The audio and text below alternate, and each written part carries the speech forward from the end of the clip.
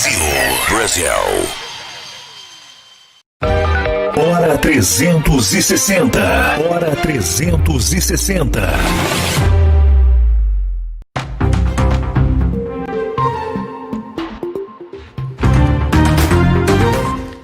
Muito boa noite, são 7 horas e 3 minutos, horário de Brasília. Um abraço para você ligado na programação da Brado Rádio em todo o Brasil, pelo aplicativo ou também pelo site bradoradio.com.br. Muito boa noite, começa agora a segunda edição do programa Hora 360, aqui na primeira rádio conservadora do Nordeste, Brado Rádio. Deixa eu fazer alguns anúncios importantes. Nós não temos financiamento público. Temos somente o financiamento particular. Você que me assiste, você patriota conservador. Acesse agora apoia.se/Brado Rádio, a nossa ferramenta de financiamento público. Então você pode nos ajudar ali no Apoia-se. E também através do Superchat no YouTube. Estamos também transmitindo este programa pelo YouTube, youtube.com/Brado Rádio, em nosso canal oficial. Então, nos ajude aí no Superchat, beleza? Qualquer valor, R$5, R$10, R$15, R$20, R$100, R$200, por que não? Nós somos a primeira emissora conservadora do Nordeste e nós precisamos continuar este trabalho. Então, já agradecemos você que já ajuda o Apoia-se e também você que já ajudou o Superchat. E você, empresário que me assiste e ouve em todo o Brasil, gostaria de contribuir com a nossa rádio? Envie um e-mail para contato@bradoradio.com.br, tá certo? Eu sou Timóteo Oliveira, o meu Instagram é Timóteo com TH Oliveira _ ou o famoso sublinhado no final, tá certo? Muito boa noite para vocês aí do YouTube. Compartilhe este link, você que me assiste pelo YouTube, pega o link agora, compartilhe com os seus amigos, deixe o seu like, não esqueça de deixar o like e compartilhe aí nos grupos conservadores de direita, os grupos de política em todo o Brasil, tá certo? Deixa eu fazer aí uma rápida interação. Eu sei que o diretor nos proíbe de falar com os web espectadores aqui no YouTube, porque nós temos o Superchat. Mas no início, como a audiência ainda vai baixa, então ele permitiu que a gente possa fazer aqui, podemos fazer uma interação rápida no Superchat. Então coloca aí a sua localidade, onde você está falando. Se for de Salvador, coloca o seu bairro, tá certo? É isso aí. Hoje de manhã nós tivemos um programa muito bom, recorde de audiência, programa com o meu amigo Gervásio Lopes, o vereador Alexandre Aleluia também aqui presente na bancada. Foi muito bom a primeira edição do Hora 360, tá certo? Eu vou dar boa noite aos meus amigos, pessoas preparadas aqui na bancada do Hora 360. Começando com ele, meu amigo Léo Pirão. Tudo bem, Léo? Boa noite. Boa noite, Timóteo. Boa noite, Xará. Boa noite ao nosso telespectador, ao nosso ouvinte. Estamos aqui para mais uma semana aí de Hora 360, vamos que vamos. O pau quebra aqui na Brado Rádio. E ele, o conhecidíssimo Leonardo Dias, não é o Léo Dias, o Leonardo Dias aqui da Bahia. Boa noite, meu irmão, tudo bem com você? Boa noite, Timóteo, boa noite, Xará, boa noite pessoal que nos acompanha aí. Mais um dia à disposição e vamos aí desejar uma boa semana a todos. Vamos ver o que vai acontecer hoje aí. É isso aí, como é que foi o fim de semana de vocês? Vocês descansaram, foram à praia, estão aproveitando a liberdade? Mas enquanto ela ainda dura, né? Porque Dória aí já, em São Paulo, já disse que a quarentena, o relaxamento da quarentena já deu uma retraída aqui. Tudo indica que o prefeito de Salvador aí vai seguir pelos mesmos caminhos, né? Sempre assim, como acontece lá antes e depois aqui. Vamos aguardar aí, vamos aproveitar enquanto a gente tem a nossa liberdade para curtir aí esse início de verão. E você, meu amigo Leonardo Dias? Graças a Deus, para mim, eu tô aí tentando me desconectar um pouco dessa pressão toda, mas eu acredito que dá pra gente sobreviver ainda sem necessariamente ser tão influenciado por isso, desde que a gente tenha a capacidade de criar um mundo à parte, como eu já falei nos programas passados, né?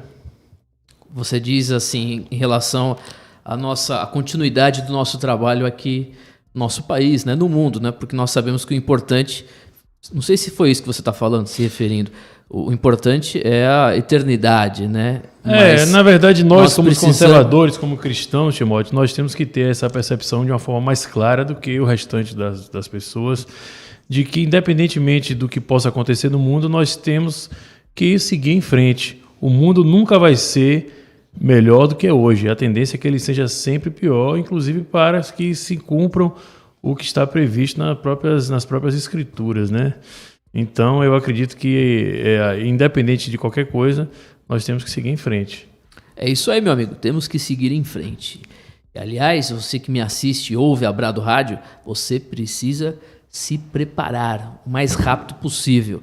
Deixa eu mandar um abraço aqui, boa noite. Eu falei dos lugares e eu acabei não dizendo aqui, fazendo a interação com as pessoas. Fernando de Cidade Jardim, um abraço, bairro de Cidade Jardim. João Anderson de Feira de Santana. Tiago Alves do Recife, Pernambuco. Tenente Maciel, um abraço, Tenente. Ele é militar, exército ou é polícia? Ele é das Forças Armadas. Forças Armadas, então a continência... Exército Brasileiro. Ela é assim, né? Um abraço, Tenente Maciel. Desculpa aí, eu tô fazendo errado. Aldo Rodolfo de Maceió, valeu. Olha, superchat. Um abraço, North Pole. Olhos Verdes versus a turma do Weintraub. Terça Livre, Shockwave, Fernando Melo e Zola Vistas. Essa gente de ego gigante só enxerga seus umbigos. O Partido Conservador urge. Boa noite, Timóteo. Boa noite, meu irmão. Um abraço para você. Muito obrigado pelo superchat. Deus te abençoe. Continue nos ajudando. Nós precisamos muito. Tem um enviado do inferno aqui, Satanás, vai pro capeta, vai procurar o que fazer, vai comer o seu capim. O Tiago Alves já aproveitar não, temos que repudiar essas medidas. Valeu. O Márcio Mota, Geografia, sósia do Boulos. Quem que é sósia do Boulos? Eu não, né? É o Léo Pirão? Corta o Léo Pirão aí, corta a câmera, Léo Pirão. Eu não, jamais. Sósia do Boulos não tem absolutamente nada a ver. Eu também. Nada a ver, Corta a câmera do Leonardo Dias. É o Léo Dias, não? Não, é porque eu acho que minha barba tá um pouco grande. Amanhã ele tira a barba. Mas ser comparado a um marginal desse me deixa até preocupado, viu? Tá certo. Paripe, Ney dos Santos na área, um abraço. Ney, valeu. Ana Paula do Rio Grande do Sul, valeu. Tá feliz aí o Rio Grande do Sul, viu? Graças a Deus. Porto Alegre, né? Um mal, né? Esse mal terrível. Manu não, né? Como é que foi dito aí nas semanas anteriores? Católica Manuela Dávila. Católica não. Hoje já fiquei sabendo que ela cortou o cabelo, já raspou, já pintou as axilas. Já tirou o disfarce, né? Já tirou o disfarce. Um dia depois o disfarce caiu. Um abraço, Rio Grande do Sul. Cícero Pereira, manda um abraço. Lauro de Freitas. Valeu, povo de Lauro. Que bairro que você tá falando? Lauro também sofre, viu? Que cidadezinha abandonada na mão de Moema Gramacho, viu? Cristiane Torres, boa noite, Brado. Abraço da região dos Lagos.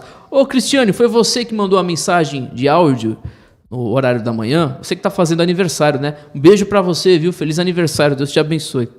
Se for ela, né? O Camilo José Pereira, Camilão de BH, curtindo Rádio Brado, com Fernando Melo e Evandro Pontes. Não, aqui não tem... Não sei, tá curtindo a Brado também e o Fernando Melo e o Evandro Pontes, tá certo. Fora Centrão, valeu Camilo, um abraço. O advogado Renato Abrantes Camaçari, o Eugênio de Vitória da Conquista, parabéns. Hoje nós entrevistamos o vereador Davi Salomão. Leonardo Dias conhece o Davi Salomão? Davi Salomão é um vereador lá de Vitória da Conquista. Entrevistamos ele. Foi candidato a prefeito agora na última eleição. Isso, é do PRTB também. Sim. Um abraço, olha, Cristiane Torres. Ah, sim, foi você mesma. Obrigado, viu? Meu amigo Gervásio ligado da Brado Rádio. Um abraço, Gervásio. É amanhã o grande dia, hein, Gervásio? Vai descobrir, amanhã o grande dia. Isso aí é só pro pessoal interno. Eu não posso expor isso publicamente. Grande Gervásio Lopes. Um abraço, meu irmão. Muito obrigado, viu? Você é o cara. 7h12. Vamos ao giro de notícias com as principais informações deste dia, do fim de semana também, com os grandes comentaristas Léo Pirão e Leonardo Dias. Vamos aos vídeos. Eu quero mostrar vídeos importantíssimos sobre o que aconteceu, se não me engano, na última sexta-feira e no sábado em Paris. Paris, França, milhares de manifestantes contra as medidas restritivas, contra o lockdown, contra o uso obrigatório de máscaras, e olha o que o Estado fez com esses manifestantes. Dioguinho, se tiver no ponto, pode dar play.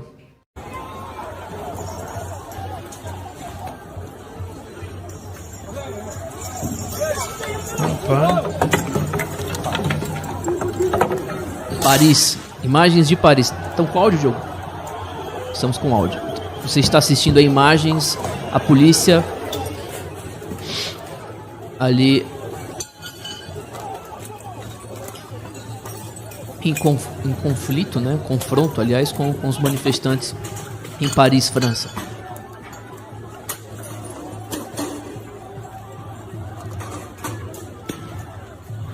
O Estado contra o indivíduo. Tem outro vídeo aí, olha só.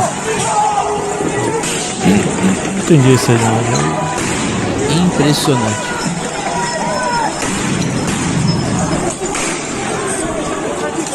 Protesto contra o lockdown.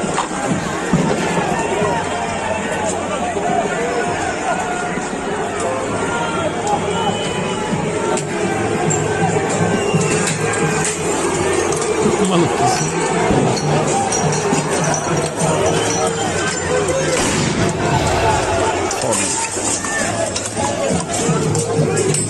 Inexplicável, né, meus amigos? Interessante, Timóteo, é que contra os protestos pacíficos, entre aspas, né, dos Antifa e dos Black Lives Matter, a gente não vê essa repressão do Estado, né? Agora, um protesto contra o lockdown, contra o governo de Macron, aí você está vendo aí. Mais opressão contra o homem comum querendo a sua liberdade. Absurdo. É simples assim. Absurdo, tá aí. A repressão do Estado, do Macron contra o indivíduo e sua liberdade. Infelizmente, imagens chocantes, tristes do que está acontecendo na Europa. Tem imagem pra caramba, as pessoas aí, a repressão da polícia militar. E lembrando mais uma vez, outro dia eu falei aqui, eu gostaria até de saber de vocês, um ouvinte, ele me repreendeu dizendo que eu estava falando a palavra errada, porque a palavra manifestação pacífica se encaixa na narrativa esquerdista, não sei, tô perguntando de verdade. Mas eles estavam aí, o pessoal completamente, né, pedindo só o retorno da liberdade, das liberdades individuais.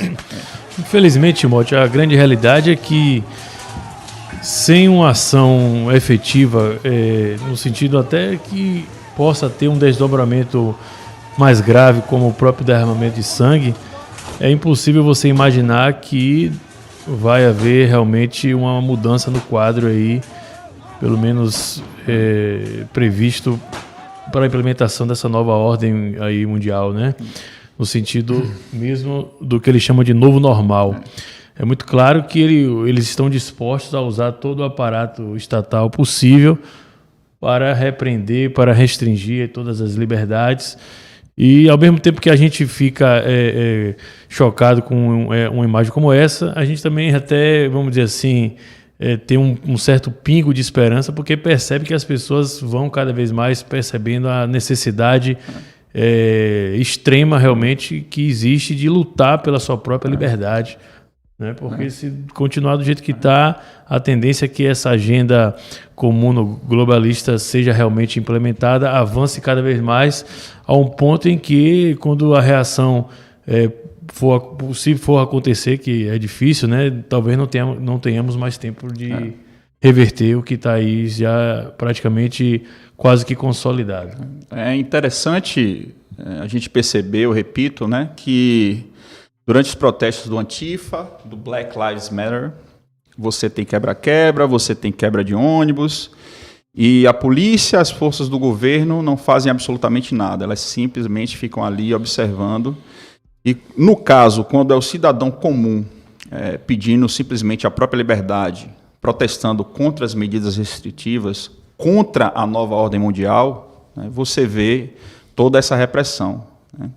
Então, o que isso quer dizer? Isso quer dizer que, sem a gente ir para cima, eu acho muito difícil a gente conquistar a nossa liberdade novamente de braços cruzados, né? Então, é preciso que as pessoas estejam preparadas, né, para assumir uma postura de pegar a liberdade de volta e não ficar de braços cruzados, porque se a gente ficar de braços cruzados, principalmente aqui no Brasil, que a coisa ainda não chegou nesse nível, nós vamos ser escravizados para sempre e a nossa liberdade ela não vai vir de mão beijada, não. né? A nova ordem mundial ela é implacável, ela está acelerada, ela está sendo implantada na Europa a passos largos e não tarda para chegar aqui no Brasil, esse tipo de coisa. Então é bom que as pessoas estejam conscientes disso. Ou vai para cima ou vira escravo. Pois é, Xará. Na verdade, assim, não é exagero dizer que aí, praticamente as pessoas vão ter cada vez mais de que estarem dispostas a matar ou morrer pela sua liberdade.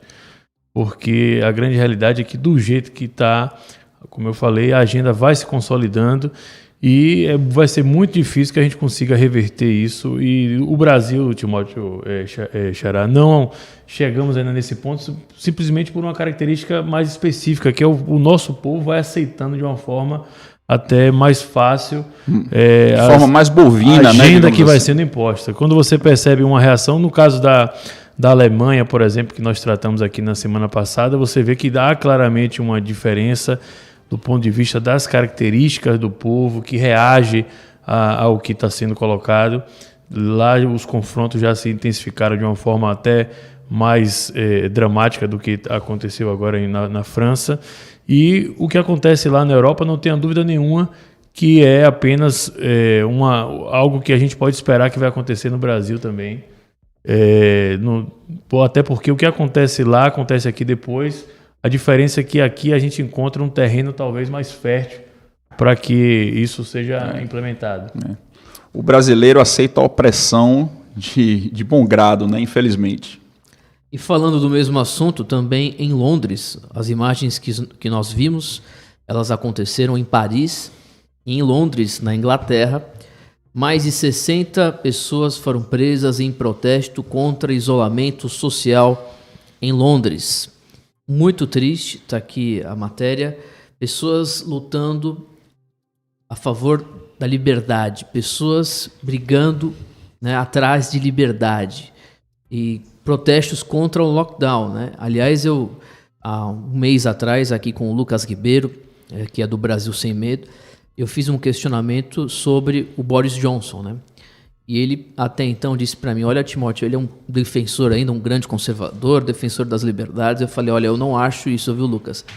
E aí, na mesma semana, as primeiras notícias apareceram sobre a volta do lockdown, agenda apoiada também, agenda 2030 da ONU, apoiada pelo Johnson. E aí o Lucas disse para mim, Timóteo, você está certo, o Johnson é um barco furado, né, do conservadorismo na Inglaterra. Então, mais um engodo. Infelizmente, os londrinos sofrem com o fechamento do comércio, com o lockdown, a economia descendo ladeira abaixo, pessoas perdendo empregos. E do mesmo jeito as coisas vão indo em São Paulo, né? A gente precisa falar da questão lá do Dória também, que voltou, né? Há uma semana, se não me engano, acho que 15 dias atrás, ele disse que o fechamento não voltaria a acontecer, né? O lockdown. E aí hoje, né, as primeiras declarações do governador calça colada, o governador afirma que sim, medidas restritivas, segundo informações, como é que fala? Amarelo, fase amarela do governo de São Paulo. Então, horários para fechamento de bares. Aí tem um print na sua tela aí, você que acompanha pelo YouTube, você que está na rádio, eu vou ler, tem um print na nossa tela do tweet, aliás, é um print de um tweet do João Dória. Ele diz o seguinte, abre aspas, meu repúdio a mais uma fake news. Não vamos fechar o comércio ou endurecer as medidas de combate à pandemia após as eleições. Mais um absurdo que estão inventando. E aí, hoje, tem um outro print. Aí tem a notícia de hoje do Conexão Política, né? Ele não colocou nada, obviamente, esse governador, o ditador, né? O ditador Dória decide que todo o estado de São Paulo deve regredir no plano de reabertura. Tá aí, olha a cara dele, né? Um grande, dá para colocar um chapéu, um cap da União Soviética, cairia muito bem ao João Dória, esse ditador, como diz o Paulo Cogos, o governador mais ditador, mais tirano da história do estado de São Paulo. Então, do mesmo jeito como o Leonardo Dias e o Léo Pirão estavam explicando, isso vai acontecer no Brasil, começando pelo sul do país, ali, por exemplo, no estado de São Paulo. É muito, muito preocupante. E, assim, é bom que as pessoas saibam o que exatamente é a Agenda 2030, porque as pessoas ficam meio que voando, me permita, Timóteo, fazer uma explicação aqui bem básica e rápida do que é a Agenda 2030. A Agenda 2030 é a agenda que, na verdade, 2030 é o deadline que os globalistas colocaram de escravizar totalmente a humanidade, né? Eles vão ter esses 10 anos para colocar esse plano em prática. E como seria essa escravização? A gente já falou aqui, paganismo do Deus ciência, paganismo do Deus ecologia, né? A queda de todas as fronteiras para a instalação desse governo global, desarmamento total, abolição dos combustíveis fósseis. É importante, viu, Timóteo? Eu até escrevi um artigo certa vez. Essa aceleração, né, na mudança da matriz energética, principalmente dos carros, tem a ver totalmente com a liberdade. As pessoas não se dão conta disso. Eles fabricam hoje, querem mudar a matriz elétrica dos carros, dando a ecologia como pretexto. Só que, na verdade, a fabricação de um carro elétrico, ela polui muito mais do que 30 anos de um carro a explosão. Não sei se você sabe disso. Só pela fabricação. Então, essa falácia da ecologia hoje não existe, né? E o que é que acontece quando você tem um carro elétrico? E outra coisa, o combustível fóssil, se ele desaparecer, a gente já tem aí o etanol, que é um combustível renovável. Também essa falácia de que vai acabar não cola. E o que é que acontece quando você tem apenas carros elétricos e carros autônomos? O governo tem o total controle sobre o seu transporte.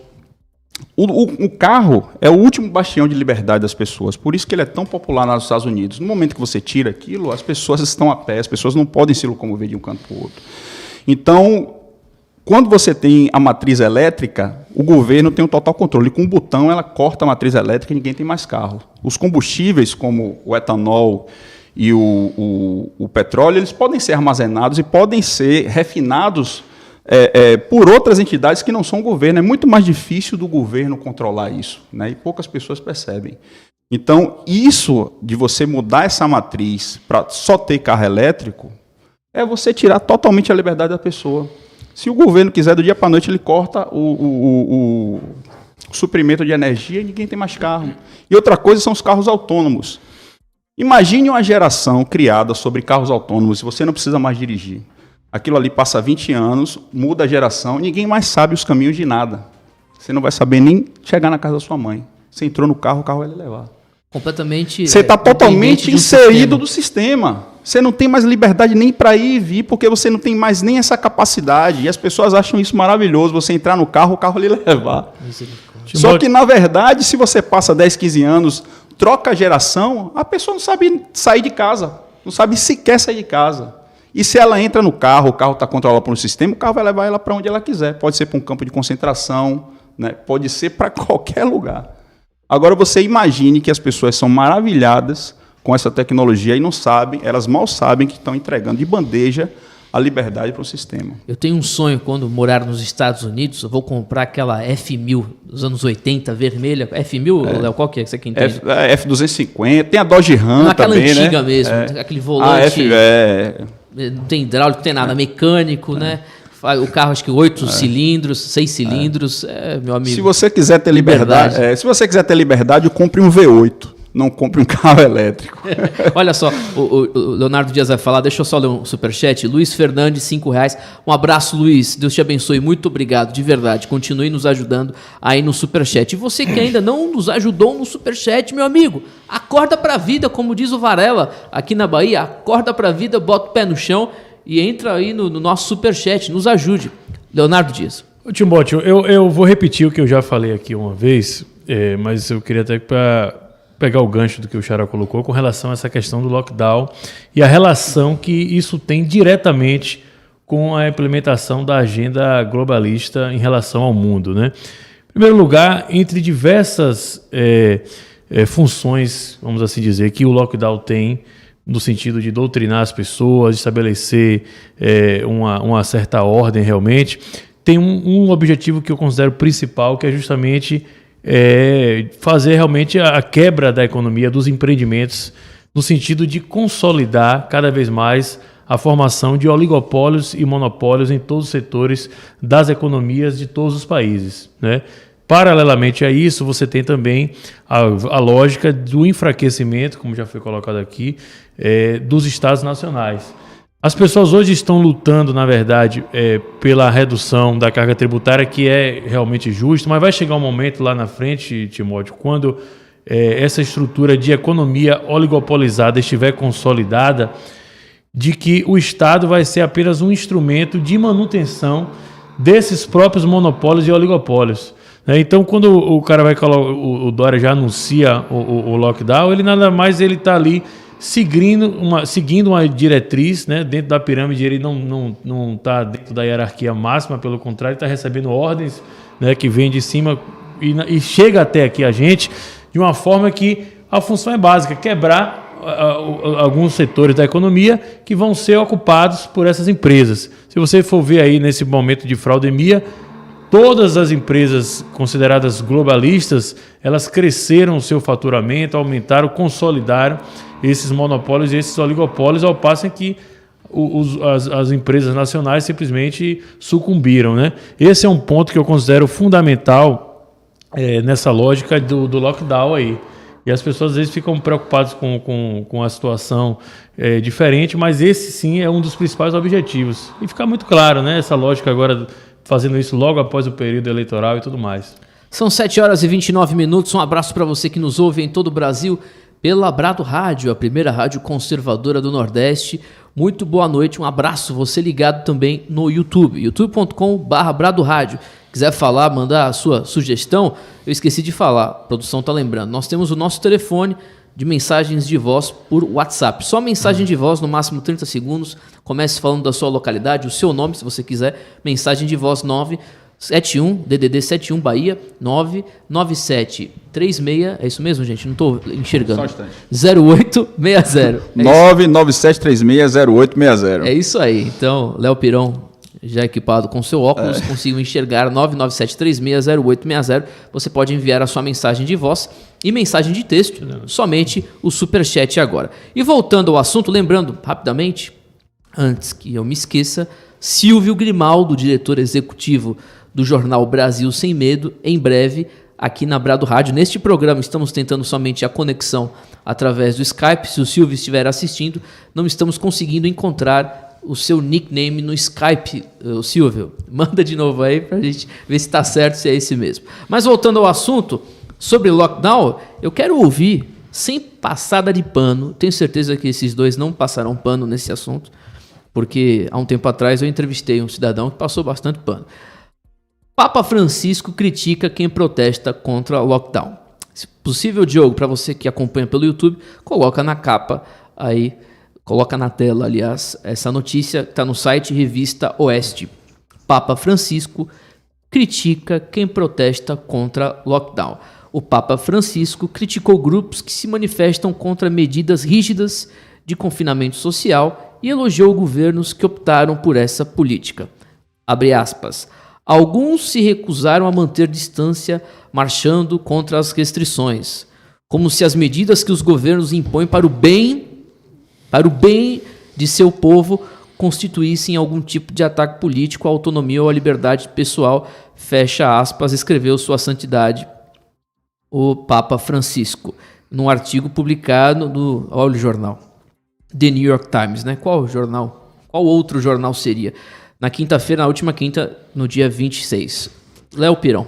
Esse cardeal, já que nós estamos falando de nova ordem mundial, esse cardeal foi colocado lá no Vaticano pela nova ordem mundial, por Obama, pelos Clinton, né? Todo mundo, quem tem um pouco mais de conhecimento sobre o assunto, sabe que o Papa Bento XVI, que era um papa conservador, que era a continuação de João Paulo II, o Karol Wojtyla, ele foi expulso da cadeira pela nova ordem mundial, pelos globalistas. E esse cardeal, Bergoglio, ele foi colocado lá justamente para isso, para sabotar a Igreja Católica, para sabotar o cristianismo, né?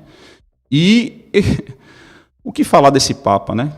Eu acho que ele inclusive é um dos grandes responsáveis por todas as desgraças que estão acontecendo com os cristãos no mundo hoje em dia. Você vê quantos cristãos são assassinados pelo progressismo, né? hoje em dia, no planeta Terra. E o que esse padre sabe fazer é simplesmente contribuir com a nova ordem mundial, contribuir com quem mata os cristãos, né? E é lamentável que esse cardeal, né, que eu costumo dizer que é um cardeal que está no lugar do Papa, tenha uma opinião dessa sobre a liberdade das pessoas, né? Eu acho que os católicos precisam levantar e tomar uma atitude contra esse cardeal o quanto antes, porque esse cardeal está matando a Igreja Católica. São 7 horas e 33 minutos, o Leonardo Dias vai fazer a análise, mas deixa eu ler o comentário. Superchat, advogado Renato Lopes. Precisamos de um programa específico para falar somente de guerra ideológica na Bahia. É isso aí, advogado. Doutor Renato, muito obrigado. Deus te abençoe, obrigado pelo superchat. Boa dica e boa sugestão. Como o Xará colocou, Timóteo, o Papa, infelizmente, o Bergoglio, ele se consolidou como um agente de destruição da própria igreja, a Santa Igreja, por dentro, né? Ele pela lógica da ocupação, ele foi alçado à condição de Papa, mas muito claramente ele veio no sentido de implementar essa agenda, e aí ele transita muito bem pela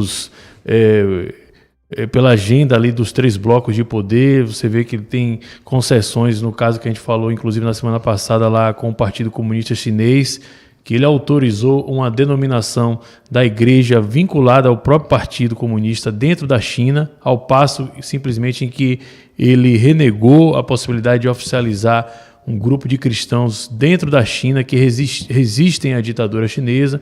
De outro lado, na questão da implementação da agenda globalista também, de uma forma muito clara, ele se posiciona sempre a favor, né?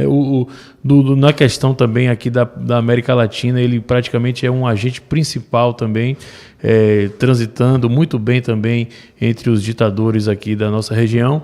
E, infelizmente, Timóteo, ele é mais um aí agente importante para tudo isso se consolidar, que a gente já falou aqui.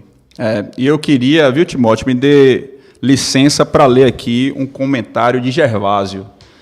Ele fala, primavera católica, Léo Pirão. Exatamente, Gervásio. É exatamente isso que a gente precisa. A gente precisa hoje de uma primavera católica. Muito bem dito, muito bem dito. É isso aí, eu tive que sair aqui e levantar rapidamente. Valeu, Gervásio. O Gervásio tá em casa e mesmo assim ele consegue acertar, meu amigo. O Gervásio Lopes, né, o grande Gervásio Lopes, professor. Um abraço, Gervásio. São 7 horas e 36 minutos, estamos falando sobre as últimas notícias em relação ao lockdown. O Papa Francisco criticou as pessoas que estão rechaçando essas medidas autoritárias, né, de tiranos aí ao redor do mundo. No Brasil nós temos o governador tirano João Dória, entre outros. Isso é muito grave. Tá certo? Se você quiser mandar o seu superchat, mande agora no YouTube ou então envie a sua mensagem de voz. Mensagem de voz, não texto, para o nosso WhatsApp que aparece aí na sua tela, 71997360860. São 7 horas e 36 minutos, não sei se já está no ponto. Só uma correção, eu falei que Primavera Católica é o que a gente precisa, não. Primavera Católica foi o que a gente não precisava, né, que aconteceu aqui. Mas, enfim, só essa errata aí mesmo. É isso aí. Tá no ponto, Dioguinho? Diretor Diogo Campos. Estamos ao vivo com Silvio Grimaldo. Silvio Grimaldo, diretor executivo do maior jornal conservador da América Latina, o Brasil Sem Medo. Boa noite, Silvio. Você nos ouve? Está sem vídeo. Estamos tentando contato com o Silvio Grimaldo. Nós vamos entrevistar o diretor executivo do jornal Brasil Sem Medo, Silvio Grimaldo, que é cientista político também, aluno do professor Olavo de Carvalho, pessoa extremamente preparada, imparcial, não passa pano, tem críticas pesadas, né? Quem acompanha o Twitter, as redes sociais do Silvio, sabe do que eu estou falando. Conseguiu aí, Dioguinho? Contato com o Silvio Grimaldo. Se não conseguir, vamos soltar um break, então. Já está aí no ponto? Silvio Grimaldo, boa noite, você nos ouve? Eu estou ouvindo, e vocês, me ouvem? Perfeitamente, Silvio, muito boa noite, muito obrigado pela sua participação, disponibilidade, é uma honra lhe entrevistar, muito obrigado. Eu que agradeço o convite. Ô Silvio, eu quero começar falando de um assunto que apareceu hoje aqui no Instagram. Aliás, não no Instagram somente, do Abraham Weintraub, o ex-ministro da Educação. Ele colocou uma foto do João Dória no Instagram dele com os olhos verdes. E eu queria ler esse pequeno trecho aqui para você. Abre aspas aqui ao Instagram do Weintraub. A verdade, Dória foi o vitorioso. Está ainda mais forte.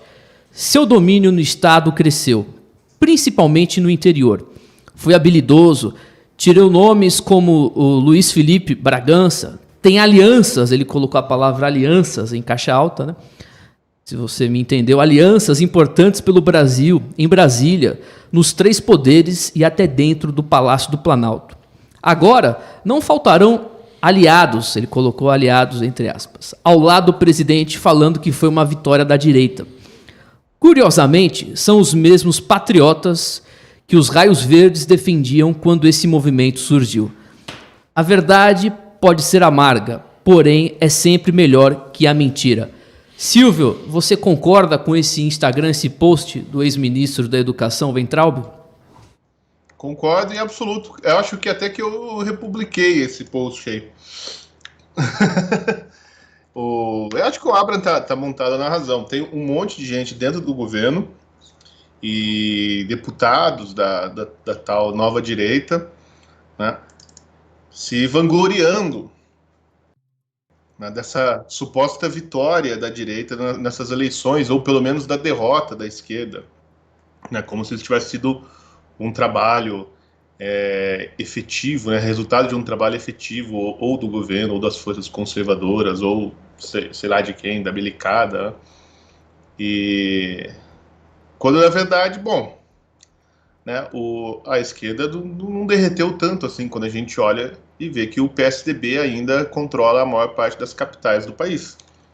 Tá?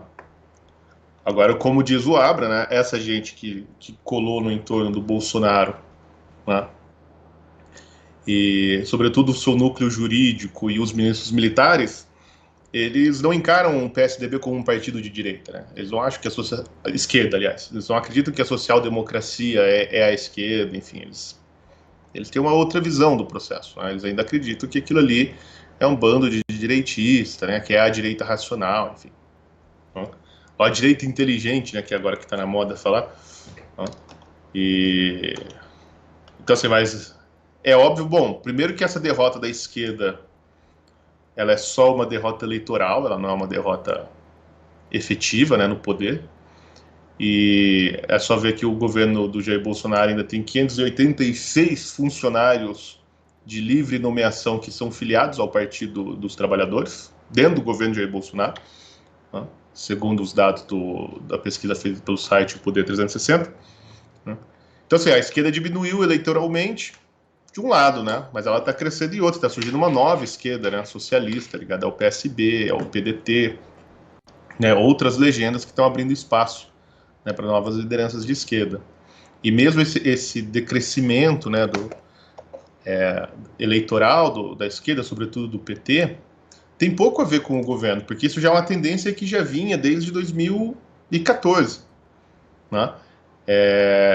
E em 2016 o PT já tinha perdido mais da metade das suas prefeituras, tinha caído de 650 e tantos, eu não lembro os números agora de cabeça, para 300 e pouco, e agora caiu para 178, né, prefeituras.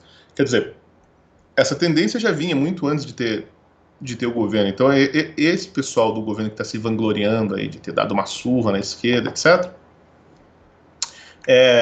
como, desculpe a expressão aqui, mas como a gente diz aqui, está gozando com o pau alheio. Léo Pirão fará uma pergunta. Silvio, boa noite, tudo bem? Como é que vai? Opa, boa noite. Silvio, eu costumo dizer que a Bahia, Salvador, é a cabeça da serpente do progressismo aqui no Brasil, né? E olha que eu acho que é São Paulo. Se essa cabeça não for cortada, pelo menos a cabeça principal da hidra, digamos assim, né?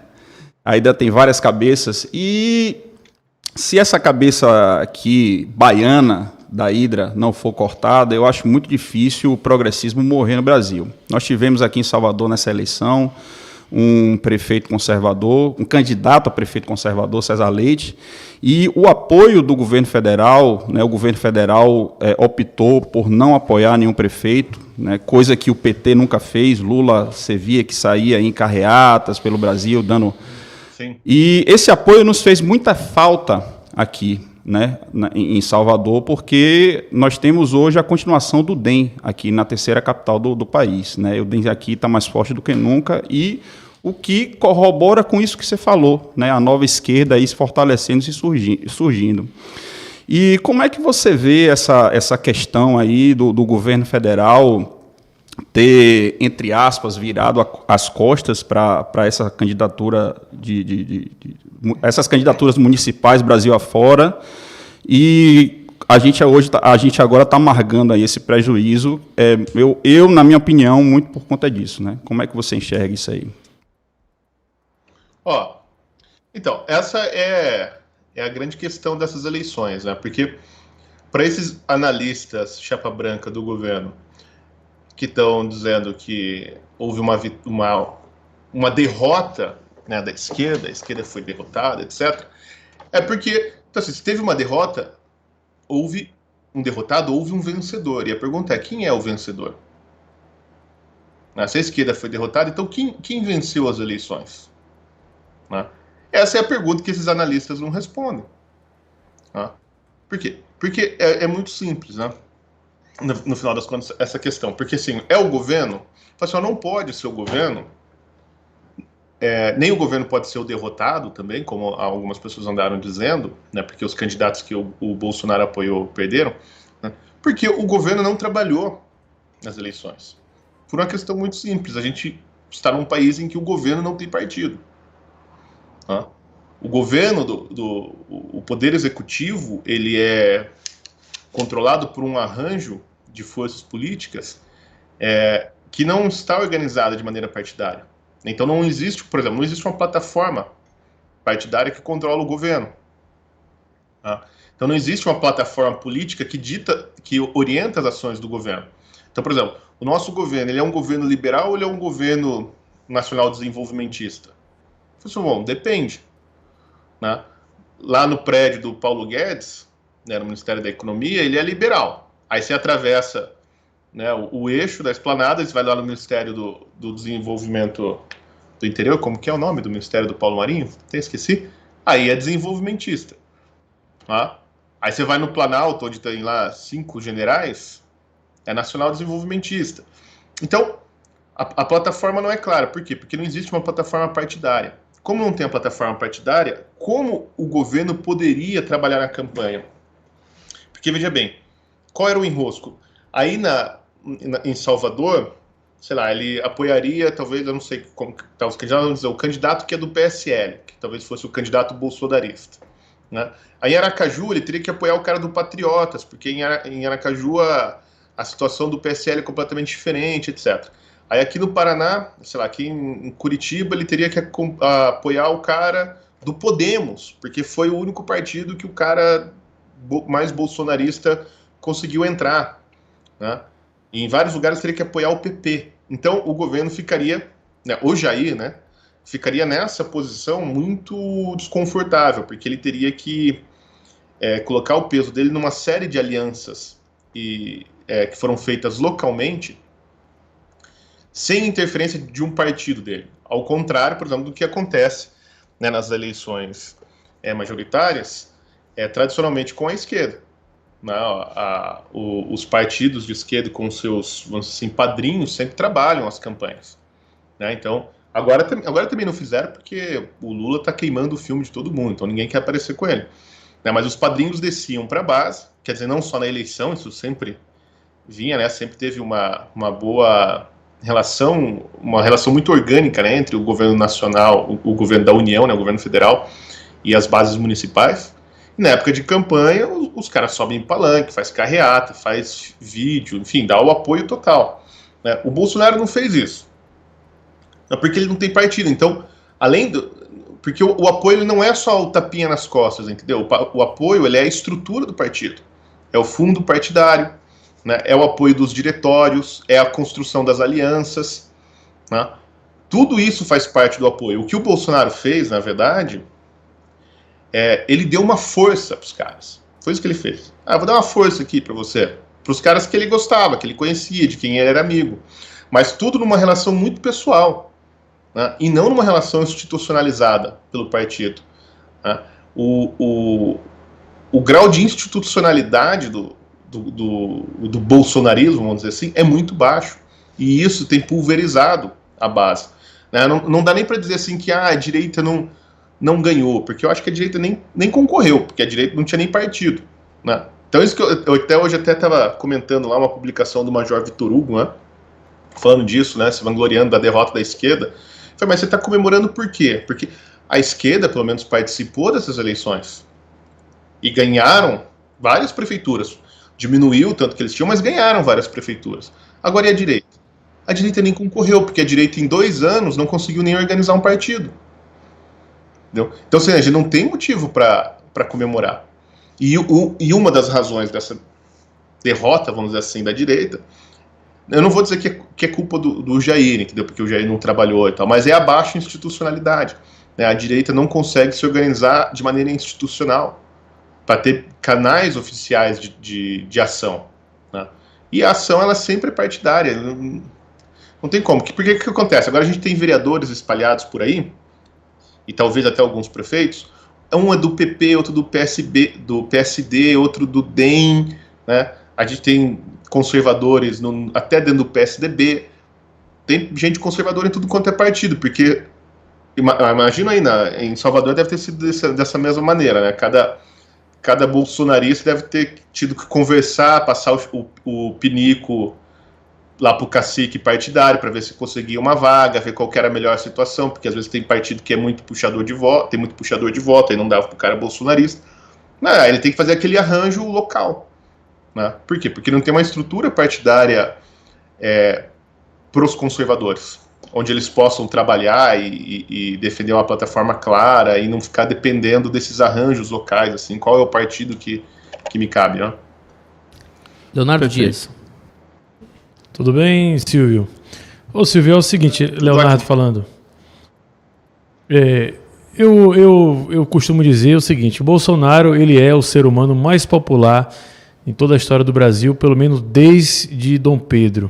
Então não há o menor sentido você considerar que ele não tenha usado essa popularidade para participar do pleito eleitoral. Por qualquer que tenha sido essa interpretação aí, supostamente ele não quis ali criar um certo conflito com o Centrão, praticamente abriu mão de posicionar algumas candidaturas.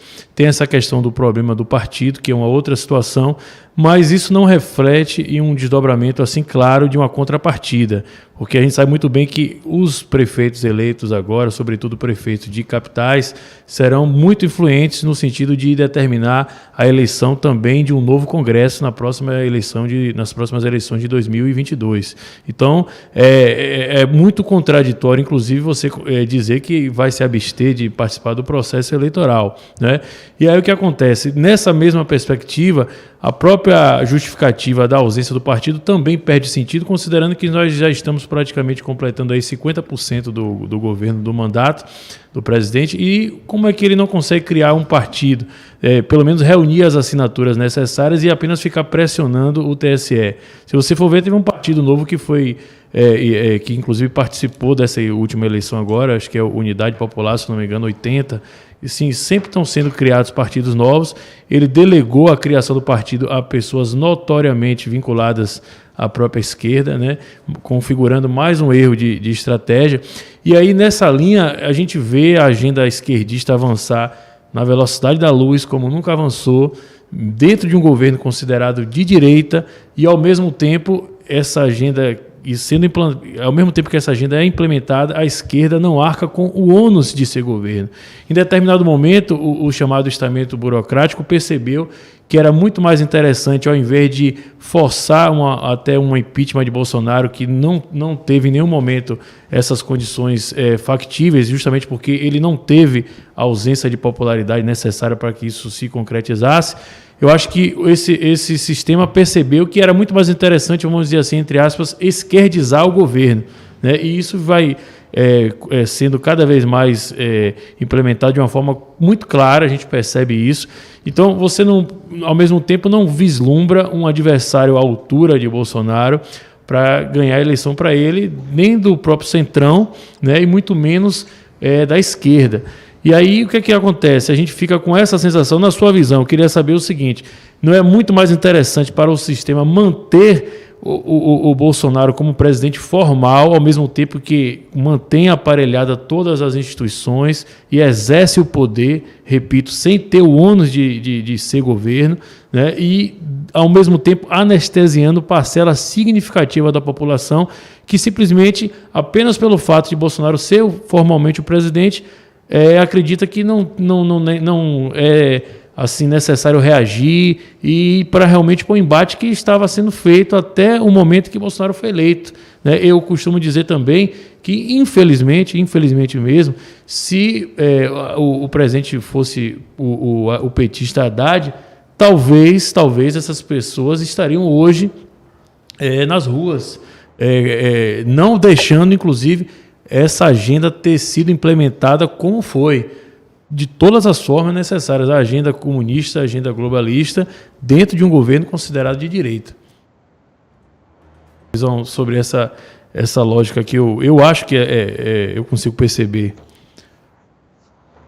Olha, o que eu acho assim, de fato, não faz sentido, pelo menos do meu ponto de vista, para quem quer construir um projeto de poder, se abster de eleições, né? Então, assim, não faz sentido um presidente da República não querer participar de eleições municipais, já que a base de toda a política é a municipalidade, né? Além disso, a gente tem um problema maior, que é o seguinte, a falta de quadros na direita. E as câmaras de vereadores e as prefeituras, elas podem servir de escola de administração pública para formar esses quadros, se você tivesse um partido, né? Então porque, por exemplo, um cara que é, sei lá, secretário de educação de uma cidade como São Paulo, ele sai de lá direto para o ministério, entendeu? Num próximo governo. Como foi, por exemplo, o caso do Palocci, ele era prefeito de Ribeirão Preto, acho, né? E foi direto para o Ministério da Economia, né? Por quê? Porque o PT sempre fez isso, transformou as prefeituras em escola de administração pública, que, ao meu ver, foi o maior problema do governo, foi a falta de quadros dentro da direita e do movimento conservador, no começo do ano passado, né? Então, assim, realmente, você tem razão, de fato não faz o menor sentido, né? Se existe um projeto de poder. Agora, eu de fato, eu não sei se esse projeto de poder existe, entendeu? Se há essa vontade de se permanecer no poder e deixar um legado e fazer um sucessor, né? Porque sem a base, o que acontece? Você pode até ganhar a eleição, como eu de fato acho que o Bolsonaro vai ganhar a próxima eleição, né? Acho muito difícil ele perder, pelo menos assim, da maneira honesta, vamos dizer, né? Não estou falando do tapetão, né? Agora, ele vai ganhar, mas sem a base, né? Camilo, já vou corrigir essa frase, porque ele tem uma base agora, né? Mas ele ganharia sem a base conservadora e faria de novo um governo de improviso, né? Tendo que negociar no varejo as reformas, né? Porque o que acontece? Sem os prefeitos, né? Os prefeitos não conseguem. Então, sem os prefeitos, ele não tem o quê? Ele não tem gente que pressione os deputados, né, da região, que vão dar sustentação para ele no Congresso. Além disso, toda implementação de política pública, ou quase toda, né, depende da adesão dos municípios, ou dos consórcios municipais, ou dos estados, né? Por exemplo, você pega o programa lá do Carlos Andalim, né, o Tempo de Aprender, o programa de alfabetização. Não há como o MEC impor esse programa para as escolas do Brasil, porque as escolas não são do governo federal, as escolas são dos municípios e dos estados. Então, o que acontece? A prefeitura precisa aderir ao programa. Para o programa ter sucesso, cada prefeitura precisa aderir de maneira espontânea ao programa. E é assim com vários programas. Então, se você tem uma base que é ligada ao governo, que faz parte da base do governo, a municipal, essa adesão aos programas é muito mais clara, e isso dá muito mais força e muito mais robustez ao conjunto das políticas públicas, que no final das contas é para isso que o governo serve, para entregar política pública. Tá? Um caminhão passando aí, né? Aqui, nosso abençoado vizinho, parece que é um milico do governo aí, não quer deixar a entrevista, mas pode falar. Então, assim, é óbvio que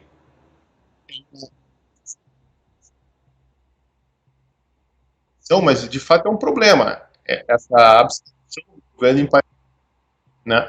Da mesma maneira, então o que eu acho? Que houve essa decisão porque quando chegou a época da eleição não havia os canais institucionais para essa participação mais ativa. É óbvio que a popularidade do Bolsonaro é importante, né? A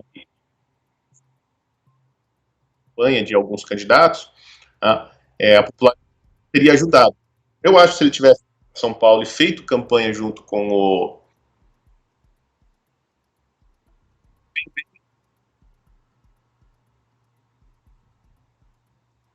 o problema é anterior a isso. Porque qual que é o problema? O problema é o seguinte, o problema é que o Celso Russomano não é um candidato do conservadorismo. Esse é o problema. O problema não é ele não ter apoiado com a popularidade dele o Celso. O problema é que a gente não tinha escolha, entendeu? Não tinha um partido em São Paulo que pudesse pegar e falar assim, esse cara aqui é o candidato do movimento conservador. Não, daí sobrou o Celso Russomano e aí virou aquela gambiarra, porra, tem o Celso, então vamos apoiar ele, entendeu? Agora, como você bem disse, ele teve 2 anos, né, para montar o partido. O partido não foi montado. Entregaram na mão de uma feminista, abortista, que queria criar uma banca de advogados. Era isso que queria. O PSL foi criado para isso. Para ser um escritório de advocacia para políticos enrolados na justiça. Né, porque isso dá muito dinheiro, não tinha mais espaço dentro do PSL para isso, porque lá já tinha um advogado que fazia isso, então tinha que criar um outro escritório. O nome desse escritório é a Aliança. Foi para isso que foi criado o partido. Ninguém tem interesse em levar o Aliança para frente. Você vê a última declaração do Jair sobre a Aliança, ele mesmo já entregou os bets. Falou, em março eu vou decidir para qual partido eu vou. Mas até março a Aliança não vai estar pronto. Né? Então, você tem razão, o governo foi deixando passar, mas quando chegou a eleição, eu acho mesmo, de fato, que, dado o histórico, não havia meios, né, do governo agir de maneira institucional para apoiar a sua base. Acho que o que o Bolsonaro fez foi isso, ele fez uma camaradagem, né? Dá um tapinha nas costas do cara, fala, esse aqui é meu candidato, ele é legal, vota nele. Mas não tinha nenhuma plataforma comum, não tinha nada. Né? Não sei se vocês viram o apoio que ele deu ao Crivella, o dia que ele falou, eu até ri, assim, porque foi um negócio bizarro. Ele falou, meu candidato no Rio é o Crivella. Mas, se você tiver outro candidato aí seu, da sua preferência, pode votar nele também, tá? Não precisa... Porra, que cara de apoio é esse, cara, né? Olha, eu vou votar nele, mas você vota em quem você quiser. Né?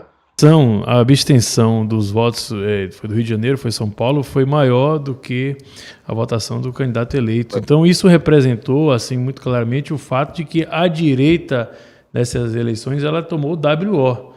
O presidente escolheu simplesmente não participar do pleito.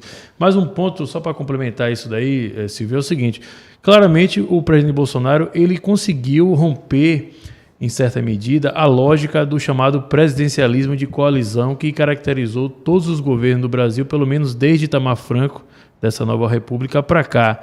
Aquela estrutura de partidos, né, o gabinete. Só que eu acho que não haveria problema de que ele continuasse a lógica do presidencialismo de coalizão, desde que houvesse uma contrapartida. Ele poderia até romper a lógica da negociação diretamente com os caciques partidários, os líderes do colégio que compõem a votação no Congresso, e, na verdade, poderia negociar com as bancadas temáticas, buscando o voto no varejo. O Eduardo Cunha, quando foi presidente da Câmara, ele conseguiu, de certa forma, pelo menos em algum momento, tornar pela primeira vez o poder legislativo, pelo menos a Câmara dos Deputados, independente do Executivo, e ele conseguiu fazer a chamada negociação no varejo, o que caracterizou o que as pessoas chamam hoje de Centrão, na verdade era algo muito positivo no primeiro momento lá atrás, porque na verdade ele pulverizou o poder desses caciques, dos líderes lá, e conseguiu negociar separadamente os votos, né, para compor a maioria, mesmo contra a máquina petista do executivo na época, e obter maioria dentro do legislativo. E isso, inclusive, resultou numa resposta maior, que foi a reforma política, com fundo partidário e tudo mais, proibindo o financiamento de campanha privada, que foi uma resposta para restabelecer o poder desses partidos, né? Isso já depois da gestão dele, que foi aprovada ali, já valendo para a eleição de 2018. Então, nessa linha, Bolsonaro não fez nem uma coisa nem outra. Se você pegar isso que você falou de uma forma muito clara, os prefeitos do PT não foram eleitos, aí você pega o caso da Bahia.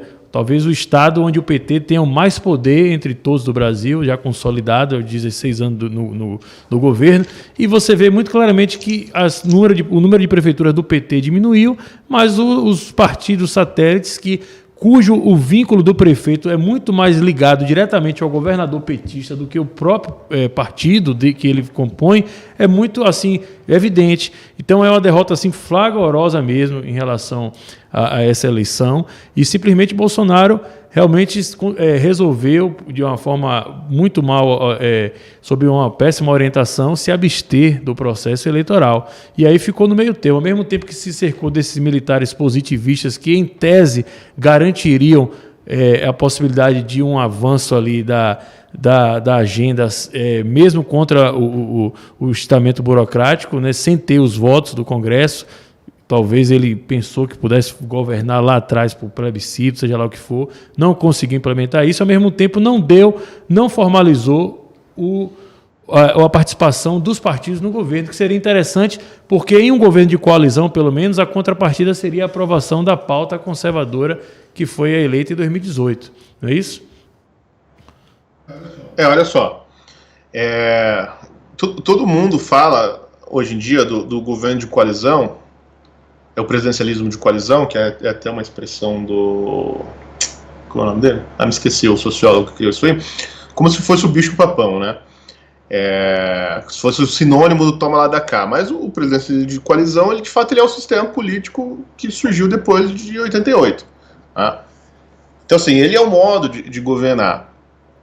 E ele deu certo. Por exemplo, se você pegar o que foi a aliança entre o PSDB e o PFL em 94...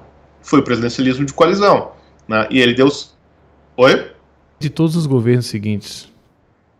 Sim, e o PMDB, mas ele foi essencial. Mas qual que era a ideia do presidencialismo de coalizão ali? A plataforma de governo é montada entre os partidos. Então, o PSL e o PSDB, né, na época do Fernando Henrique, foram para a eleição com toda uma plataforma de reformas econômicas, certo? E de privatizações, etc., que funcionou no primeiro mandato. Estou dizendo que funcionou do ponto de vista do governo, né, que era uma plataforma comum. Então, antes da eleição, todo mundo já sabia quem ia para qual ministério, qual partido ia ficar com o quê e tal, e eles tinham corpos técnicos capazes de gerenciar, né, aquela plataforma. Por exemplo, a coalizão com o PMDB, o PT e PMDB na eleição da Dilma, já foi completamente diferente, já foi um arranjo, porque se não tivesse aquilo, não seria eleito. Então já foi mais ou menos na base da chantagem. Tá? E aí já começa a tomar lá da cá. O problema do presidencialismo de coalizão é quando o partido não integra a base do governo, quer dizer, não compra a agenda, e se torna apenas um negociante de votos dentro do Congresso. Né? Então, assim, eu realmente não vejo um problema, né, o Bolsonaro ter alianças com vários partidos, desde que esses partidos de fato componham o governo e não estejam só ali criando cargo. De fato, ele inovou, como você disse, né, nesse aspecto, né, porque a princípio ele fez uma chapa pura, né, quer dizer, ele praticamente ganhou sem partido, né, e não fez coalizão nenhuma, né, criou uma plataforma de governo próprio. Ele fez coalizão, na verdade. O toma lá da cá, ele fez com as Forças Armadas, mas não é um partido, então não conta assim, mas de fato ele fez, né, esse toma lá da cá com as Forças Armadas, né, mas ele não chamou nenhum partido para a base, e ele tentou fazer isso que você está falando, que é o governar com as bancadas temáticas do Congresso. E funcionou, por exemplo, a reforma da Previdência foi feita assim, né? Só que qual é o problema? Primeiro, ele tinha uma equipe muito incompetente para fazer articulação política, né? Primeiro, ele tinha o Santos Cruz, que é uma espécie de troglodita que não sabe nem conversar, né? Depois colocou o Ramos, que é um inábil político, inapto total, né? Ele disse na primeira reunião com a bancada do PSL que o Aldo Rebelo era o seu guru político, que estava ajudando muito ali na transição e tal. Então já vê que tipo de paspalho que ele é, né? O líder no Congresso era o Major Vitor Hugo, que nunca fez nada na vida. Ele fez uma missão lá para a ONU, aí ele fala francês e aí as pessoas acham que ele é muito inteligente. Mas assim, era incapaz de liderar qualquer coisa, né? Para piorar, você ainda tinha o ruído criado pela Joyce, né? Que queria ser a líder de qualquer maneira, então ficava avacalhando com tudo. Então assim, era um circo, assim, né? Parecia esse circo itinerante, né? Que tem o anão, tem a mulher barbada, né? Tem essas figuras meio folclóricas, assim. Isso aí era a equipe política do Bolsonaro. Mas mesmo assim a coisa funcionou, né, para fazer a reforma da Previdência, no varejo, ir lá negociar os votos no varejo. Qual é o problema?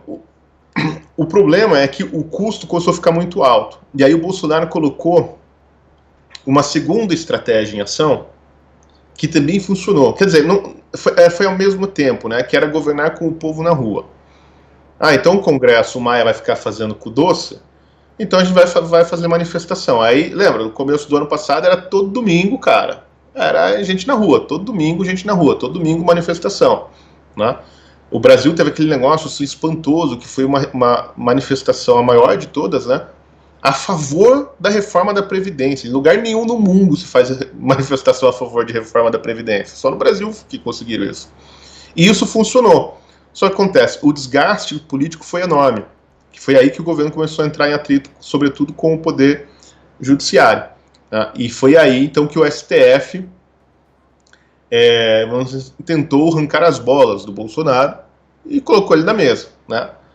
Foi para cima do Abra, foi para cima dos 29 militantes bolsonaristas que foram presos ou tiveram a casa invadida pela Polícia Federal, né? E, inclusive deputados, etc. Foi para cima de todo mundo, né?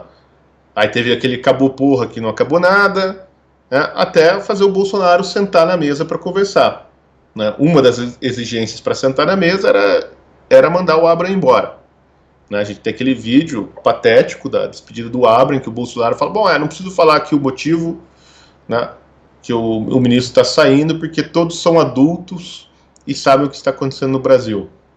Cara, isso aí não é uma coisa que o presidente da República fala quando está indo embora o seu mais leal ministro de Estado. Mas, enfim, foi o que aconteceu, né? E aí, e aí o Bolsonaro se viu de frente com o impeachment, né? Sem apoio, sem maioria no Congresso, né? Com o inquérito rolando de interferência na Polícia Federal, aquela merda toda lá que o Moro fez, né? Aí ele só tinha uma saída, que foi essa estratégia que ele está usando agora, que eu acho bastante legítimo, que é se aproximar do Centrão, né? E fazer o que de fato o governo fez, que foi se afastar dos ditos radicais ideológicos, né? Então deu uma esfriada no discurso anti-establishment que o governo tinha, né, que foi uma das bases eleitorais do Bolsonaro, né, o discurso contra a velha política, etc., e se aproximar do Centrão. Mas ele se aproximou de uma maneira muito boa, eu acho, né? Ele não chegou entregando o ministério inteiro, como era feito, tá aqui, esse ministério é seu, esse é do outro partido, essa secretaria assim, né? Ele foi negociando cargos técnicos, alguns talvez nem tanto, né? Mas tá sabendo controlar isso. O problema é que eu não acredito, e o Centrão está trabalhando bem até, né? Quando você vê assim a disposição do PP em levar projetos do governo à frente, etc., isso aí até que tem acontecido melhor do que quando a condução da política estava na mão do PSL, né? Agora, o que acontece, eu não acho que o Centrão vai ficar feliz, vai aceitar essa entrega, vamos assim, picada entendeu? Porque o preço do apoio do Centrão ficou muito alto no segundo ano do governo.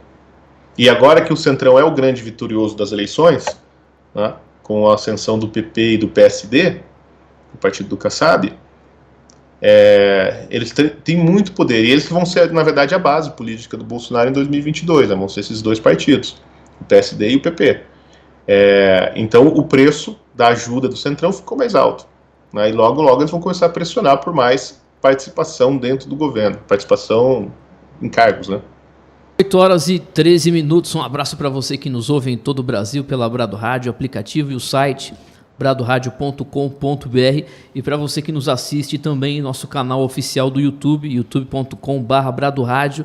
Estamos conversando com o cientista político e também diretor executivo do maior portal conservador da América Latina, o Brasil Sem Medo. Aliás, fazer um jabá aqui, aproveite, faça a sua assinatura, eu já fiz a minha, o melhor jornal demais. Ô Silvio, para a gente encerrar, eu sei que você tem daqui a pouco outras lives, né? Outras entrevistas. E tem mesmo. E deixa eu te fazer uma pergunta rápida sobre a minha área, que é comunicação. Né? Como é que você analisa a gestão da comunicação no governo Bolsonaro? Você está à frente do Brasil Sem Medo, e eu gostaria que você analisasse também o quadro, por exemplo, Fábio Vanguard, né? É assim o nome dele, Fábio Vanguard, que comanda a SECOM. Uma análise rápida, Silvio, como é que você vê a comunicação do governo Bolsonaro? Cara, a comunicação do governo Bolsonaro é muito ruim, né? É péssima, na verdade. E eu acho que ela está melhorando um pouco, né, agora. O Fábio, na verdade, ele não está mais na SECOM, né? Agora é o Felipe Pedri, que é a SECOM. O Fábio Vanguard, agora acho que ele é secretário executivo do Ministério da Comunicação. Mas ele, na prática, ele continua ainda controlando a comunicação institucional do governo, sobretudo com os canais de TV e tal. Mas ela é muito ruim. Eu acho que no começo foi feito um bom trabalho na reforma da Previdência, né, que levaram o Bolsonaro em todos os programas mais populares do Brasil, programas de auditório, etc. Né, o Ratinho entrevistou o Paulo Guedes, foi um negócio assim, muito bom. E né, o Bolsonaro voltou na Luciana Gimenez, que é o berço do Bolsonaro na comunicação, pelo menos, né, e aquilo funcionou. Mas o que eu vejo é o seguinte: o governo não tem estratégia de falar com suas bases, né? Então, às vezes, o governo toma decisões e aí sai uma fake news na grande imprensa, distorcendo o que o governo fez. Aí o governo tem que depois sair corrigindo, mas o governo não faz. Então sai o quê? A militância apagando incêndio. Não, na verdade o que aconteceu foi isso, foi assim, foi assado, não foi desse jeito que a imprensa está falando, etc. E aí depois veio o Bolsonaro lá e falou alguma coisa, né?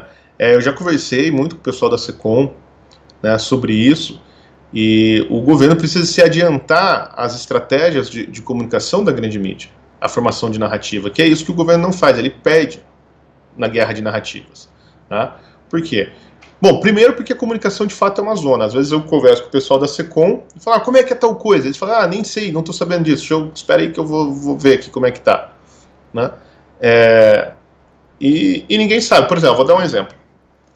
Essa semana passada, o Ministério da Agricultura soltou uma nota de um estudo do MAPA, né, sobre aquelas sementes que vieram da China, né, que a China começou a mandar sementes de envelopinhos assim para um monte de gente no Brasil.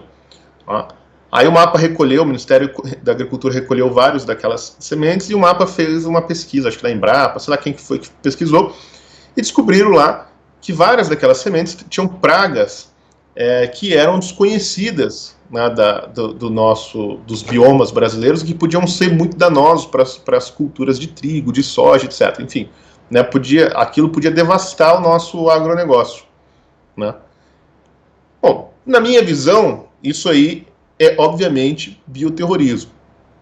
Tá? O que a gente fez? Bom, começamos a ligar nas assessorias de comunicação dos ministérios para ver qual que é a posição do governo, porque quem publicou essa nota, esse estudo, foi um órgão do governo, foi o MAPA, né, que é vinculado ao Ministério da Agricultura.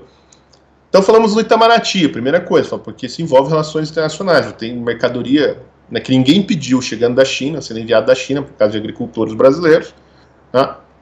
O Itamaraty não estava nem sabendo. Aí Tentamos falar no GSI, até hoje não nos responderam. O Ministério da Defesa também não nos respondeu. Aí ligamos na SECOM, os caras falaram, não tem posição do governo oficial sobre isso. Provavelmente o governo não vai...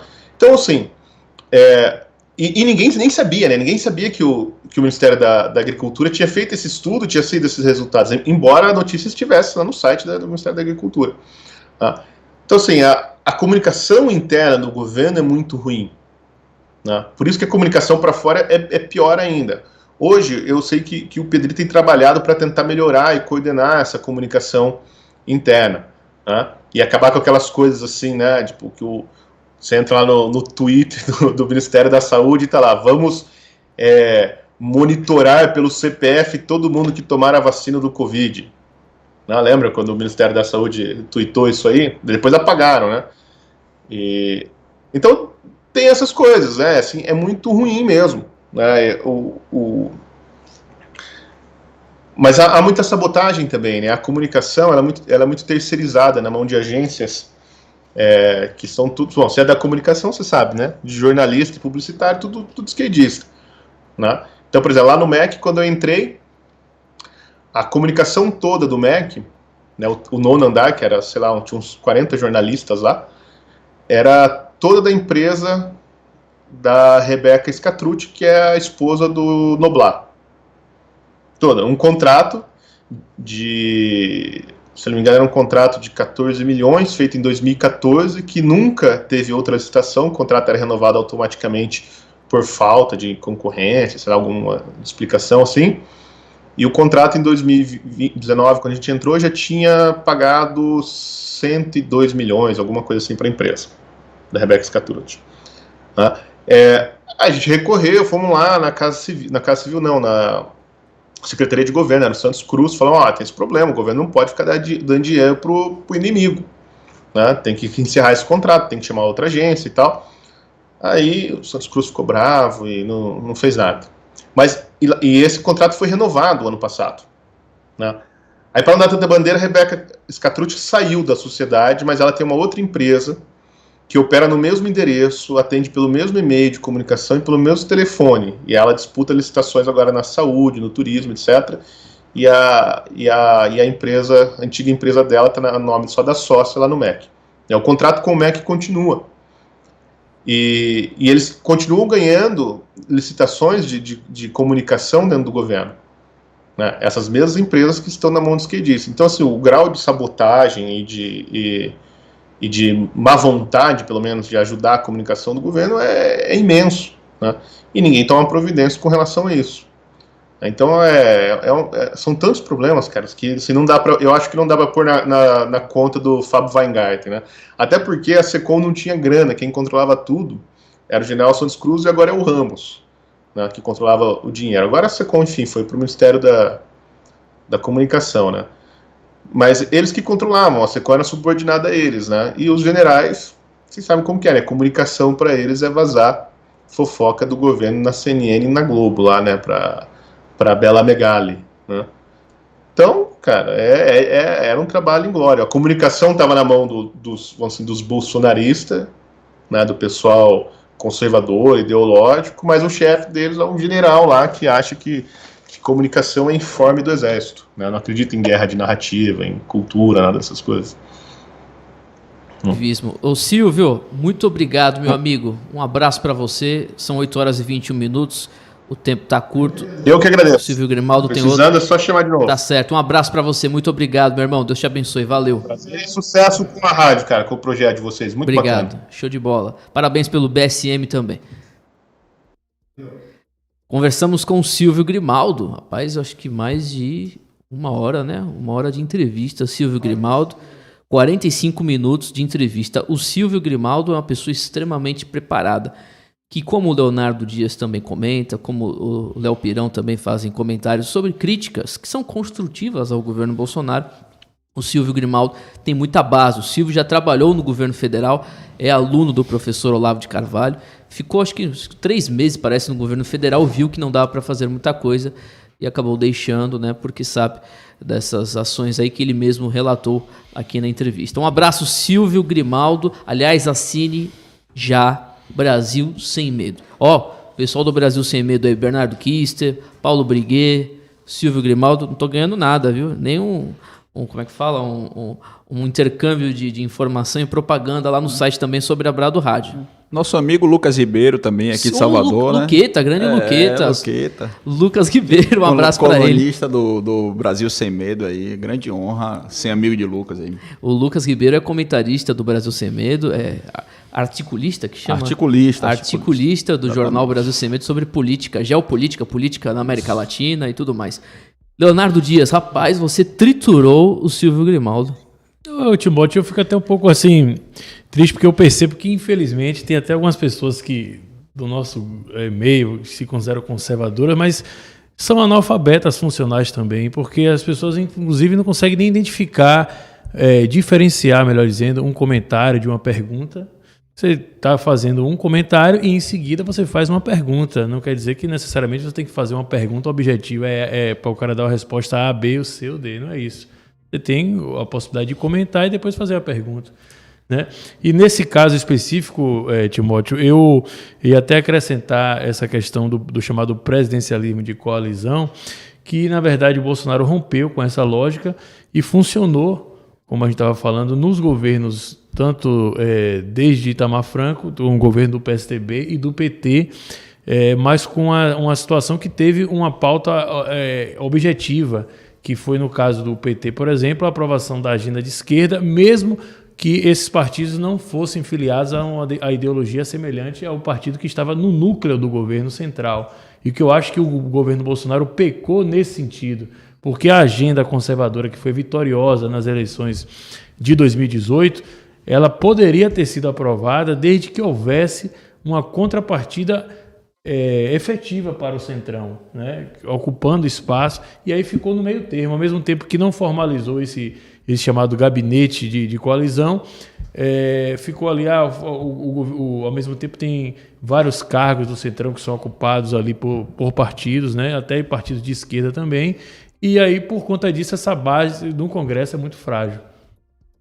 É isso aí, você, Léo Pirão, concorda com o Leonardo Dias que tá rindo? Concordo. Eu tô rindo da treta, rapaz, o chat é uma treta, todo dia tem treta nesse chat, né? O pessoal reclamando, deixa eu explicar, o Leonardo Dias é comentarista do programa, como ele disse, aí ele fez o comentário dele e acoplado ao comentário uma pergunta, então isso é normal, ele tá fazendo do ponto de vista dele. O pessoal tá chamando os caras que chamaram de Adrilles, tem nada, pelo amor de Deus, chamar o cara de Adrilles, pô, não, isso é sacanagem com o Leonardo Dias. Tem gente que tá a favor e tá contra o Xará aqui, velho. É bom, a treta tem pessoal aqui tá quente, esse chat é sempre quente, por isso que eu deixo meu celular aqui, ó só. É engraçado, eu digo o seguinte, rapaz, a audiência, o bom da audiência mesmo é a rádio, né? Que é a maior fatia dos ouvintes da Brado. Mas o pessoal fica ligado no YouTube, não tem pra onde correr, né? Fica aí no chat, que é interação imediata, né? E é saudável isso, né? Bom pra quem tá assistindo, bom pra quem tá na treta, bom pra gente aqui, que quando um tá falando, o outro tá aqui ligado, é legal. Vamos que vamos. Tá certo. No final, todo mundo se dá bem. Tá certo, gente. É isso aí. Um abraço, Silvio Grimaldo. Tô falando aqui com ele no WhatsApp. Sou eu mesmo, Timóteo Oliveira. Meu amigo, é isso aí, gente. É muita coisa, viu? Críticas construtivas, né? As pessoas não entendem isso. Aliás, esse pessoal aí que vem dos mais profundos, né, subterrâneos, esse pessoal dos olhos verdes, eu nem sabia o que era isso, eu vi no Twitter, vocês sabem? O pessoal positivista aí que ama o positivismo, as Forças Armadas e tal, cegamente, né? Assim. É um absurdo, né? Então o pessoal não consegue, os caras já vêm aqui no Twitter da Brado Rádio, eu tô com o celular logado aqui no Twitter também, enchendo o saco, criticando não, né? Atacando o Silvio Grimaldo. Meu, vai procurar o que fazer, enche o saco mesmo, vai ouvir rádio à tarde FM aqui de Salvador, se você é da Bahia, vai ouvir a Metrópole, a Globo, com todo respeito aí a Chico Ketz, a Mário, um abraço, mas, pô, então vai tomar banho. Aqui é a Rádio Linha Conservadora e nós temos visão crítica também de tudo. Exatamente. Eu, pessoalmente, eu sou muito, muito, muito desapontado com os generais que circundam aí o presidente, com essas ideias positivistas, não deixando o presidente ser quem ele é. Eu acho que a grande falta, né, desses generais aí que estão junto ao presidente é não deixar ele ser quem ele é, não deixar ele ser quem o povo votou em 2018. Eu acho que essa é a grande falta. Tem uma postagem, Timóteo, do professor Olavo de Carvalho, que ele coloca lá em uma das obras dele, a título de ilustração, que acontece comum no Brasil. O sujeito chega e fala assim, caiu um prédio, aí mostra que caiu um prédio, aí o outro chega e fala, eu não concordo com a sua opinião. Quer dizer, o cara não deu opinião nenhuma. Quer dizer, são analfabetos funcionais, infelizmente, também. Inclusive se consideram de direita, e o cara não sabe interpretar o que é um comentário, o que é uma pergunta, né? E aí fica, inclusive, achando que quando a gente aponta um defeito ou algum deslize do presidente Bolsonaro, a gente está contra Bolsonaro. Pelo contrário, todos nós aqui somos apoiadores de primeira hora, reconhecemos o Bolsonaro como presidente conservador, a maior liderança política, claro, que já existiu, pelo menos desde Carlos Lacerda, né? Se quiser até ampliar. Não, muito mais. Muito mais do que isso, porque ele foi eleito. Lacerda, Carlos Lacerda não chegou a ser nosso presidente, poderia ter sido, né? Mas ele é realmente o ser humano mais popular, desde Dom Pedro, pelo menos.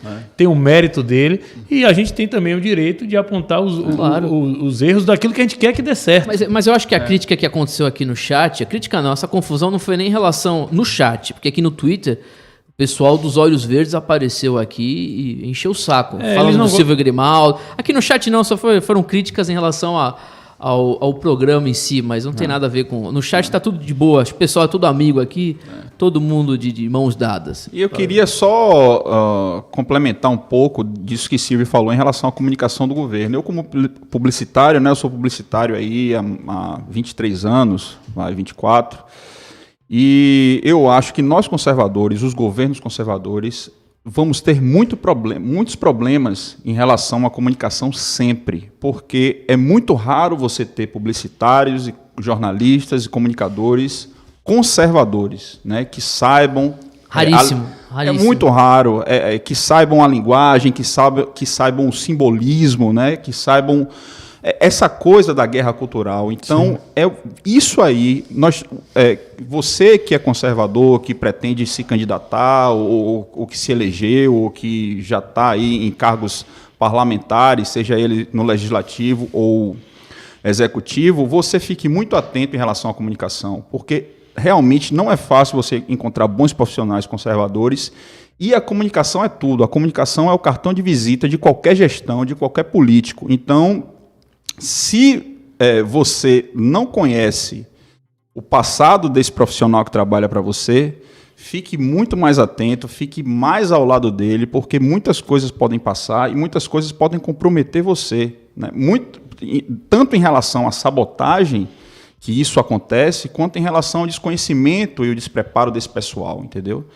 Eu não conheço, assim, conheço 2 ou 3 publicitários aqui que são conservadores aqui numa cidade de 3 milhões de habitantes. E eu imagino que no Brasil isso aí deve ser... Em agências grandes eu não conheço ninguém. Eu não conheço jornalista conservador. Aliás, eu acho que até eu tenho uma crítica em relação... Crítica não, né? O pessoal chama o Alexandre Garcia de conservador. Eu não sei se ele é conservador.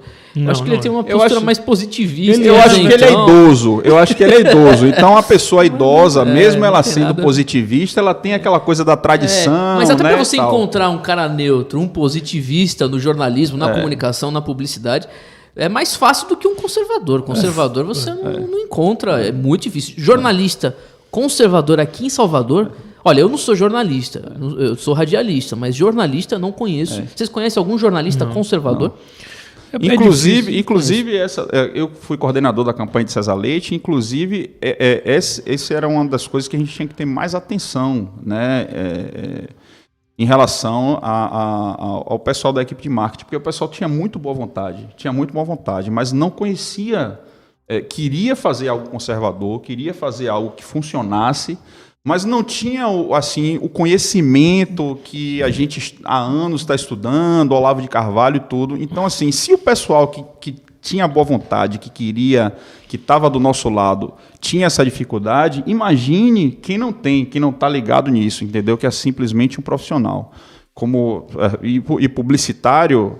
Eu sou publicitário e eu tenho um conhecimento de causa para dizer que publicitário é uma prostituta da comunicação, né? O cara faz o que lhe paga. Então, no conservadorismo isso é diferente, porque a pessoa precisa realmente ter um preparo intelectual para fazer aquele tipo de comunicação. Não é simplesmente você pagar e fazer. Você não pode usar técnica, né? Porque o publicitário geralmente ele trabalha baseado na técnica de comunicação. E a comunicação conservadora vai muito além da técnica. É preciso você realmente ter preparo intelectual para você desenvolver algo consistente que vai dar resultado. Eu não sou da área de jornalismo, Timóteo, mas eu vejo claramente o que acontece nas demais áreas, da área das ciências humanas também e tudo mais. Desde da faculdade ali, o sujeito começa a ser doutrinado mesmo no sentido de seguir uma linha mesmo de militância, né? Muito claramente. Então, por isso, é muito raro você encontrar um jornalista que tenha um viés conservador. O próprio Alexandre Garcia, ele não tem, na verdade. Ele é, na verdade, um bom jornalista, um jornalista preocupado, que usa as técnicas da própria teoria do jornalismo, né? De você pegar a fonte, ouvir a fonte, a informação, e ali você ouvir um outro lado, se for uma determinada narrativa. E aí, em função disso, apenas pelo fato de ele não ser um jornalista militante, como é praticamente todos os jornalistas do Brasil, ele é identificado como se fosse um jornalista de direita, conservador, e aí isso pode até ter um desdobramento ruim, porque as pessoas se decepcionam depois com o tempo, né? Começa a dizer, mas eu pensei que... E na verdade ele nunca disse que era conservador, de direita, muito pelo contrário, ele é jornalista, e assim como ele, existe pouquíssimos também. E eu acho que é natural também, por conta do que eu falei da formação mesmo da base nas faculdades e tudo mais. São 8 horas e 34 minutos. Um abraço para você que nos assiste aqui no YouTube, canal youtube.com/bradorádio. Lembrando, nos ajude aí, rapaz, no Superchat. Superchat já está liberado, R$2, R$5, 15, 20. Precisamos da sua ajuda. Não temos financiamento público, viu? Governo federal, estadual, municipal, nada. Temos você que é patriota, você que é um verdadeiro conservador. Então nos ajude aqui na Brado Rádio, no Hora 360, no Superchat, ou então no nosso Apoia-se, apoia.se/Brado Rádio. Para a gente falar de um assunto polêmico, que foi capa dos jornais na última semana, o Carrefour, lá aquela situação toda do Carrefour, vocês acompanharam, soltamos os vídeos aqui. Tem uma matéria aqui do site Farol da Bahia. Testemunhas do Carrefour apontam o Beto, aquele indivíduo que faleceu, o Beto como criador de confusões. É isso mesmo. Os depoimentos prestados entre terça e quarta-feira foram questionados pela defesa da família e da companheira de João Alberto Freitas, morto por seguranças em decorrência de agressões cometidas no estacionamento da loja Carrefour em Porto Alegre. De acordo com advogados, os relatos seriam colocados como forma de justificativa para o homicídio.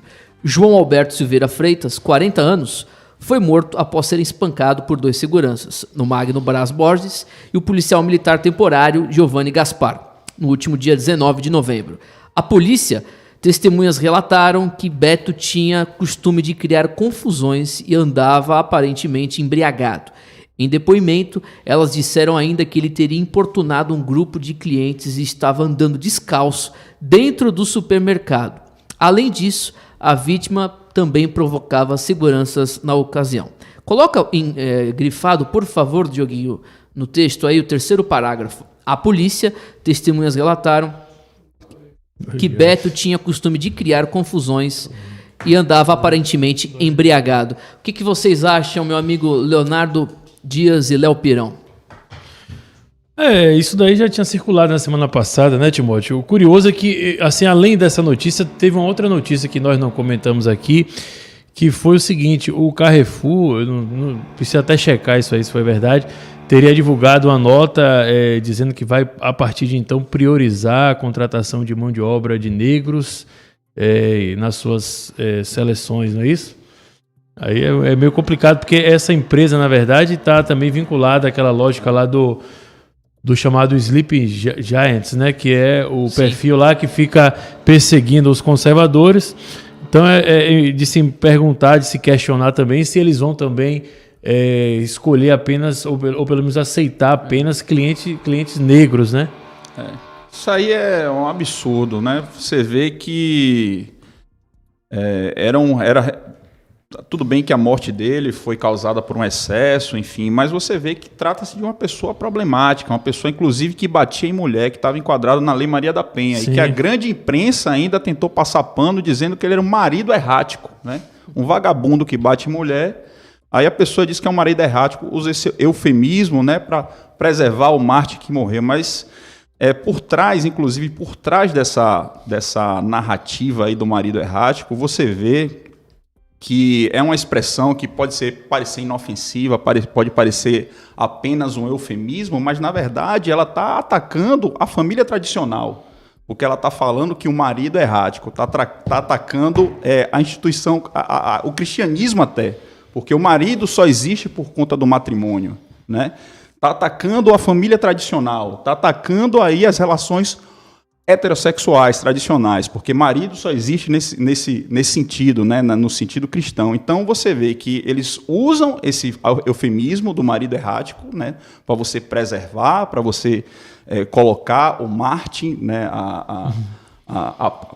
para a sociedade, e ao mesmo tempo eles usam desse eufemismo para atacar todos os valores conservadores possíveis, né, relacionados ao cristianismo. Então isso aí é um absurdo. A imprensa sempre agindo de forma criminosa e sempre sendo uma ferramenta, talvez a ferramenta principal da engenharia social. Mas tem também a chamada esposa errática. Tem a foto aí do Toffoli que ele apareceu. Aí eu já não digo nada. Atenção, STF. Leonardo Dias, não tem nada a ver com isso, é ele, viu? Rapaz, essa foto do Toffoli aí eu não entendi muita coisa não. Mas foi fruto da... colocou no último programa? Não foi de manhã ou de noite? Não sei, chegaram a colocar aqui? Colocamos. Mas foi a esposa errática. Foi de manhã, rapaz. Foi enquadrado no João da Penha. Inexplicável, né? Ele não disse nada até agora. De onde é que surgiram aqueles cortes? É uma coisa muito misteriosa isso, viu? Eu realmente... Bom, prefiro não comentar, né? São 8 horas e 39 minutos. Deixa eu ler o superchat do Ednilton Santos dos Reis Filho. Faltou partido conservador para uma colisão nacional? E teremos um para 2022? Manda um abraço para César Leite. Um abraço, César Leite. E Bidu de Itapuã. Deus abençoe. Deus abençoe você, meu querido. Deixa eu ver, Ednilton. Bidu, queria deixar um grande abraço aí para Bidu, Jefferson Bidu aí, grande amigo nosso. Ele foi candidato a vereador aí na chapa de César. Mas não é esse não, é Ednilton? É ele? Não. Ele tá mandando um abraço também para Bidu. Tá certo. Show de bola. César Leite e Bidu, um abraço, e também Ednilton. Deus te abençoe. Obrigado aí pelo superchat. Gente, nós estamos muito atrasados. Já passamos aqui o diretor com os olhos, né, saindo aqueles raios vermelhos, extremamente nervoso. Eu vou colocar só um áudio de um ouvinte pra gente encerrar o programa. Só coloca um pra gente. Tem várias pessoas mandaram aí mensagens de voz. Coloca aí. Pessoal da Brado Rádio, parabéns pela iniciativa. Meu nome é Davi Brito, falo aqui de Amargosa, interior da Bahia. É uma satisfação aqui como ouvinte de rádio ter essa oportunidade de ouvir um bate-papo aqui tão para frente do ponto de vista de horizonte claro, posicionamento claro de direita. Parabéns para a Bahia, parabéns para o Nordeste, parabéns Brado Rádio, tamo junto. Amargosa Bahia, Davi Brito, aqui do outroolharinfo.com. Parabéns, estamos aqui sintonizados no aplicativo aqui pelo YouTube, pelo Facebook. Parabéns aí, viu? Vai. Valeu, Davi. Um abraço, meu irmão. Muito obrigado, viu? Davi Brito, é isso mesmo? De Amargosa. Rapaz, muito bacana ver que o interior da Bahia tá aí. Obrigado. Já vi gente de Santa Amaro aqui, gente de... A maior audiência é de Teixeira de Freitas, segundo o aplicativo Teixeira, Jequié, Juazeiro. Muito bom, viu? E agora não me recordo o nome de uma cidade do sul. Eu quero deixar aí, pessoalmente, os meus parabéns aí para o pessoal do interior da Bahia. Muito bom saber que vocês acompanham a gente aqui na Brado Rádio, viu? Deixar um beijo aí, um abraço para todo mundo e tamo junto sempre aí. A Bahia precisa realmente de conservadorismo. Quer falar, Léo Dias? Não, Timóteo. Você tá olhando para mim, eu já 20:41. Tá certo, então, gente. 8 horas e 41 minutos. Léo Pirão, um abraço, meu irmão. Parabéns abraço, aí, viu, cara? Um grande abraço, Timóteo. Parabéns para todos nós, parabéns para você. Nós não estaríamos aqui se não fosse você, né? Tá, não, é por Deus. Contas, estaremos aqui por Deus. É um desbravador, realmente. Valeu, Xará. Um grande abraço. Um grande abraço ali à diretoria, Diego, aos nossos telespectadores e nossos ouvintes. E uma boa semana aí para todos. Amanhã estamos juntos aqui de novo. É nóis. Meu amigo Leonardo Dias. Pois é, Timóteo. Mais uma vez também, desejar uma boa noite a todos que nos aturaram até aqui, quem concorda com as nossas opiniões, quem discorda também, desejar uma boa semana e que a gente possa aí tentar aí no decorrer contribuir com o que for possível. Tá certo, gente, é isso aí.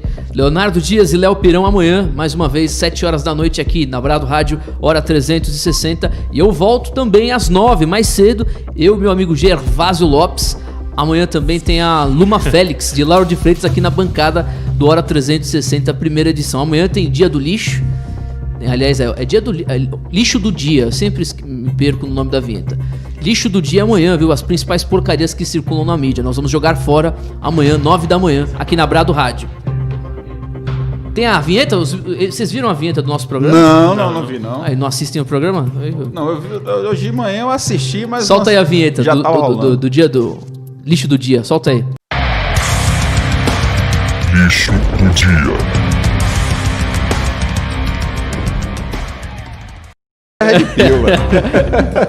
Valeu, um abraço, Muito bom. Gervásio. Amanhã a gente Um volta. abraço, Gervásio. Um abraço, velho. Valeu. Deus abençoe você. Hora 360. Hora 360. Prado Radio. Prado Radio. Brasil. O grande dia chegou. Já está no ar o aplicativo do Conexão Política, o primeiro portal de notícias conservador brasileiro a ter um app. Baixe agora, disponível na Google Play e na Apple Store.